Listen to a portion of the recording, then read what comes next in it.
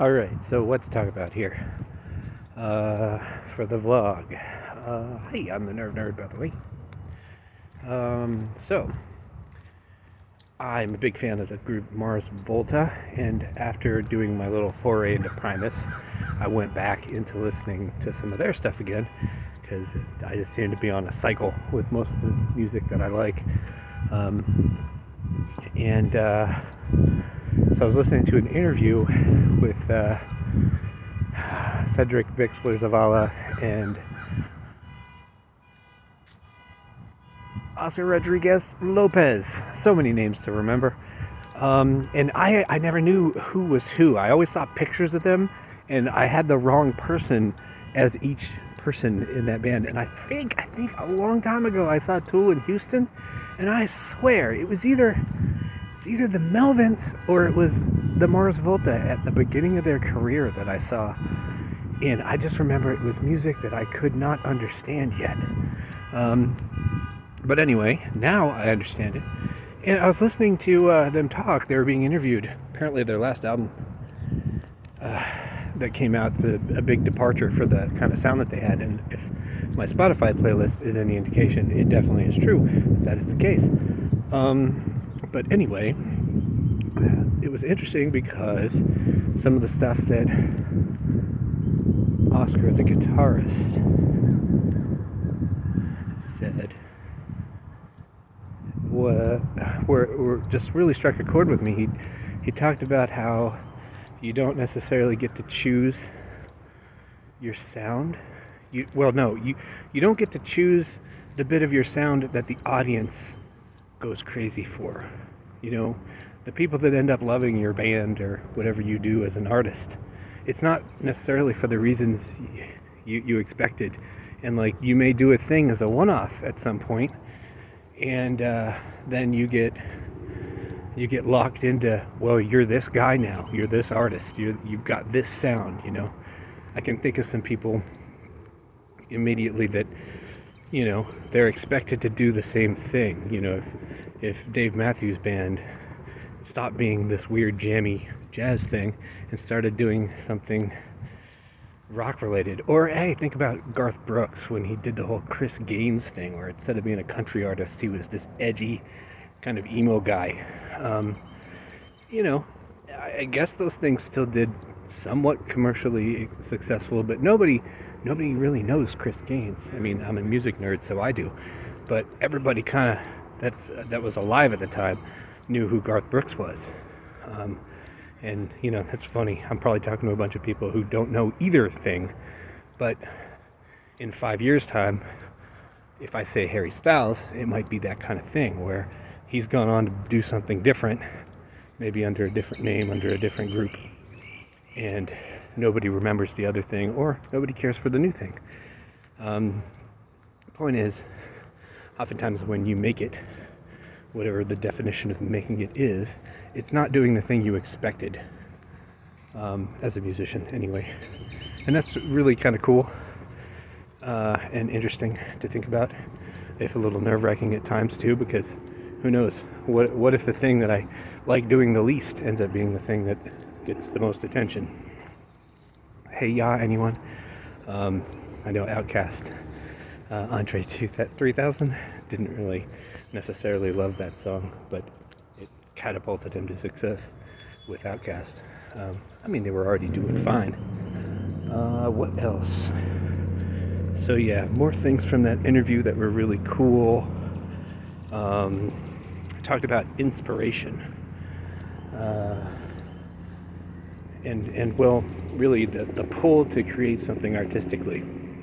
And the interviewer was asking if he had met Neil Young, and Neil Young has a reputation for just dropping everything. He could be at a family event, and if he decides he's ready to write a song or needs to sit down and work out some stuff, he is going to leave whatever that thing is. He's going to, you know, shirk any impending responsibility and go do this thing that is the most important thing in his life.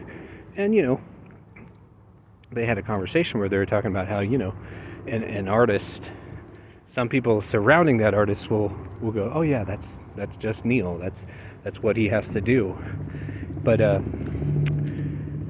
Omar Rodriguez Lopez.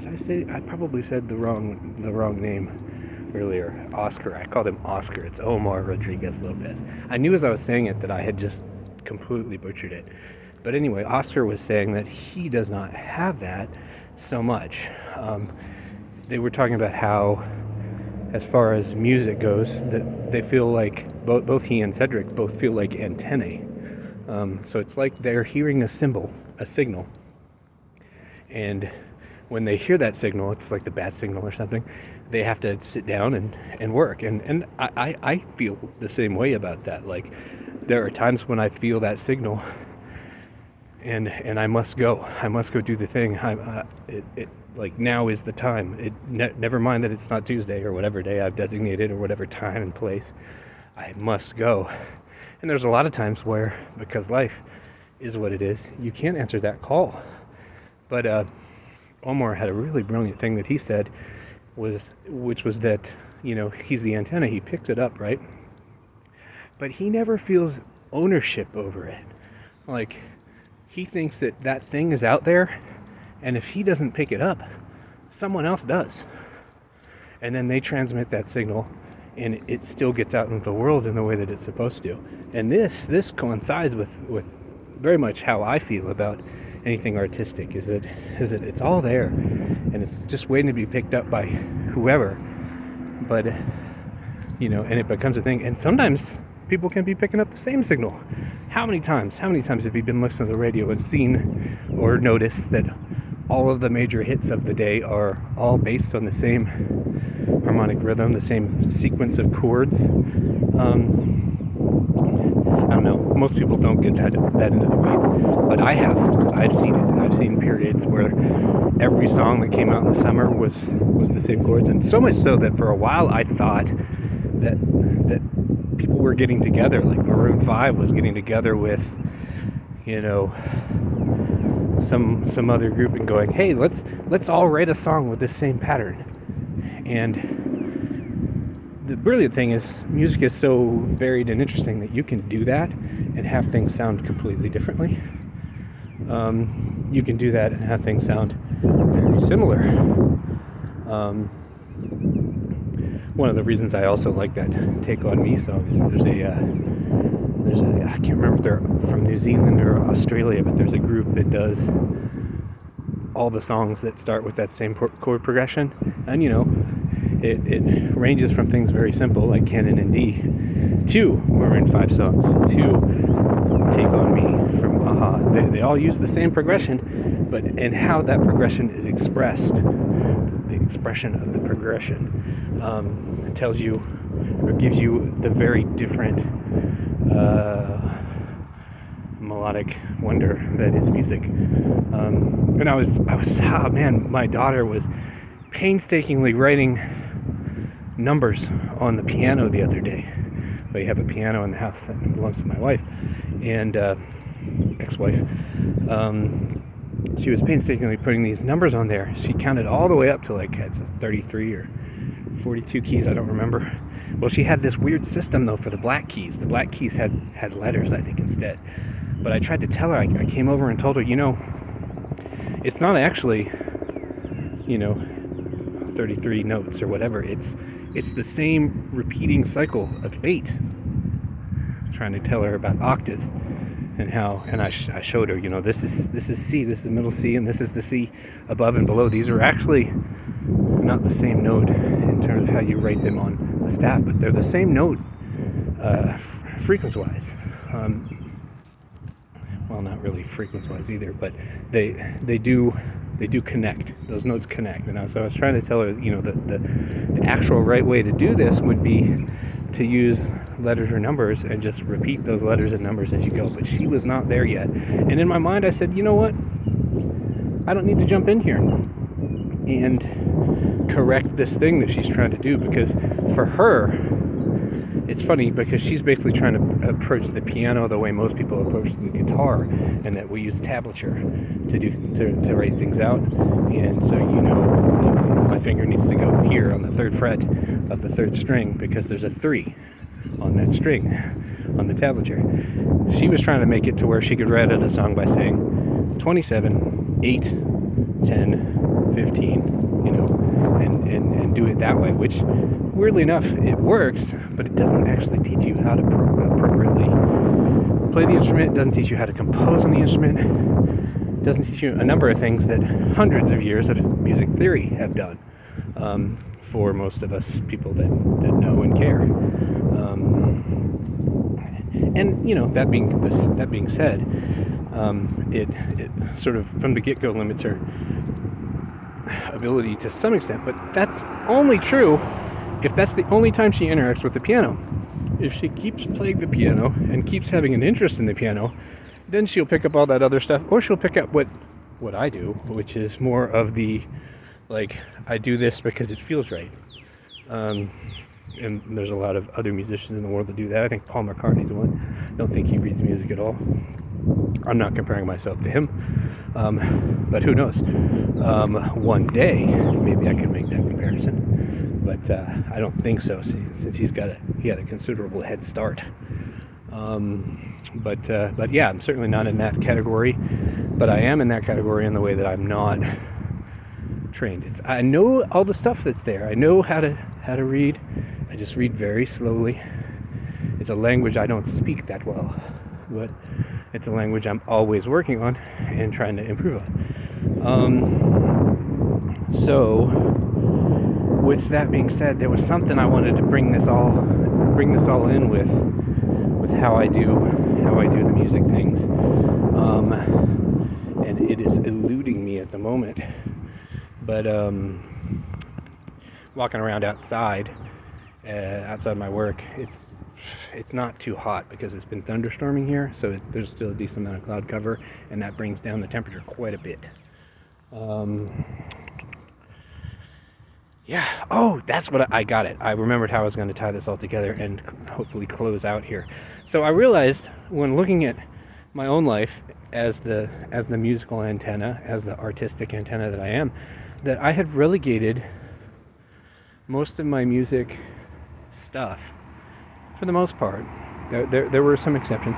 For the most part, to family holidays, to days when we went to either the grandparents' house or a relative's house, and I was able to sequester myself into isolation somewhere. So, like, for years now, ever since I was married and had kids and all that, anytime we would go to the grandparents' house for, say, Christmas, there was the early time period when the kids were really young, where I would just fall asleep. You know, after we had whatever our big meal was, after we did whatever family event we were doing, there would just be a period where I'd fall asleep with, you know, Sound of Music on the TV or whatever. But eventually what I would do is, it would just be built in that I would go into the back bedroom with the little toy guitar that I use as a practice guitar now, and I would just play music. And that was really like the only time that ever really happened, outside of a few random occasions that would happen. But it was just understood that at some point Daddy's going to go off into the dark and do this thing for a while. And you know, sometimes it would be weird because we would have just said, well, we're going to leave in a little while, but then I would go back, and 3 hours later we're like, oh, now it's time to go. Now it really is time to go. You got work the next day, buddy. We gotta pack up and gotta get the kids all ready to roll and do all that. So, you know, tying this all back into what Omar was talking about, like,